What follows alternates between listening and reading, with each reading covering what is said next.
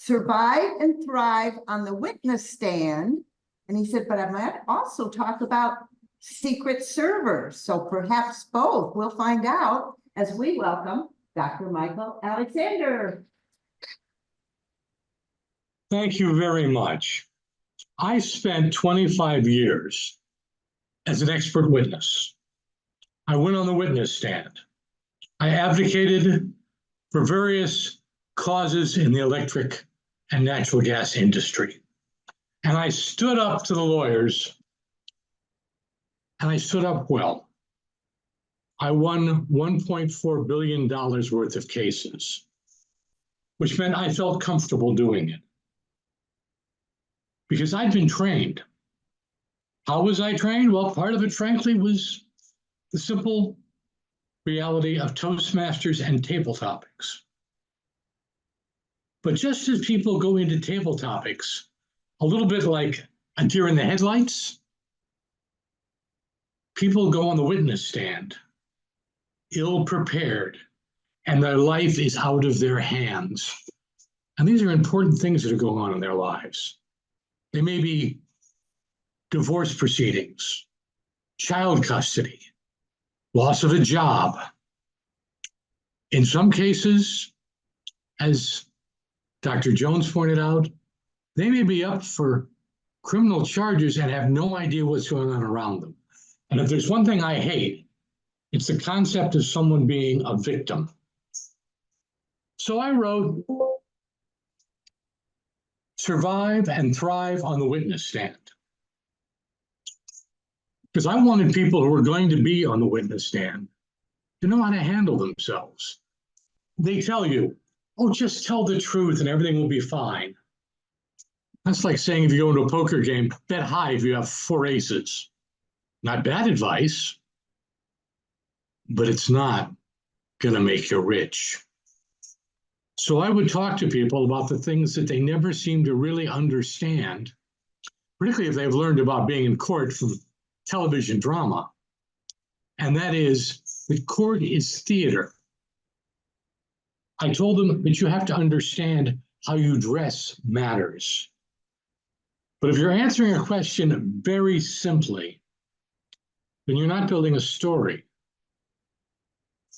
And everyone here knows that stories is how things tie together. It's how they work together. And that's how you convince the judge, who isn't an expert. He knows the law, but that's all he knows. That your case is right, that your case is just. And so my job with this little book is to convince people that there's a better way to be on the stand, not to replace their lawyer. But I hope there are no lawyers in the room as I say this. Many lawyers are simply prima donnas, and it's all about them, and they don't help the witnesses. Well, that's what my book is designed to help them do. Help them win. Help them win child custody or divorce settlements. Help them keep their jobs. Help them deal with the law around them. And help them not, right or wrong, to be victims.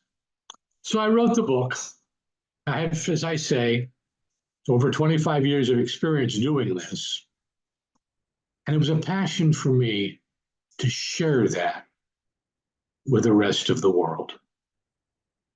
Now, I didn't start that way, or I should say that's not where I started, because I learned a lot from my grandfather, who in the 1930s was a civil rights lawyer in Selma, Alabama.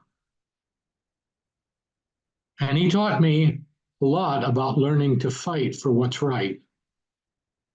But he also gave me one of my favorite quotes, which is, "The law guarantees every man a fair trial. Nothing can guarantee him a fair decision." And so, if you want a fair decision, if you want a chance to get things done the right way, you need to learn. And this book was designed to help people to help people do what they needed to do. That was my passion. But when I wrote the book, I will confess to you, people said to me, so how do you write a book? And I thought that was a fair question.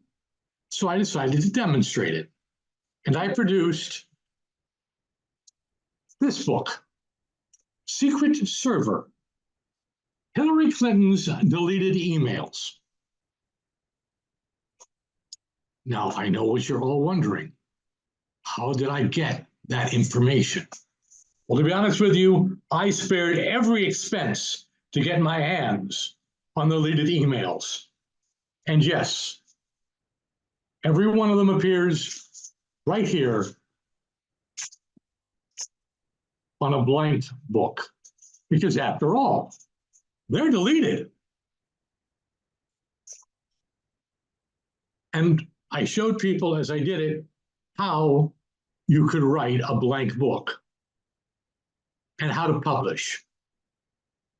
Now, some of you are saying to yourself, well, that sounds like a fun thing.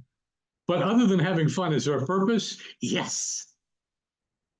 You know what happens if you give a gift to a president? They can't keep it because it's not their property. It has to be put into the presidential library. Hillary Clinton's deleted emails. A favorite topic of what president? Donald Trump.